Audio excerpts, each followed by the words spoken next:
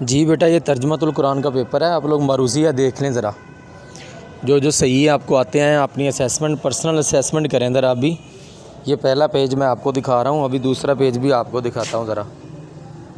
ये देखें ज़रा, ये दूसरा पेज है। देखें ज़रा आपको कौन कौन से MCQs आते हैं, कौन कौन से नहीं आते। अपनी पर्सनल असेसमेंट करनी है आपने देखना है आपको कितने आते हैं। मैं ये आपको बात समझाने की कोशिश कर रहा हूँ। देखें ज़रा, उसके बाद हम लोग ये शॉर्ट क्वेश्चंस हैं, ये देख लें ज़रा। 9th क्लास का पहले ग्रुप का ये तर्जुमतुल कुरान का पेपर है, पहली दफ़ा हुआ है ये। अच्छे तरह से देख लें ज़रा, इसको तैयार करना है आपने। और उसके बाद जी ये नेक्स्ट वाला पेज है, ये पेज आ गया है, देख लें बेटा ध्यान से। और बेटा फेसबुक पे पेज है आबद अकेडमी के नाम से, उसको भी फॉलो करें। फेसबुक पे भी कंटेंट अपलोड होता है, यूट्यूब पे भी सब्सक्राइब करें।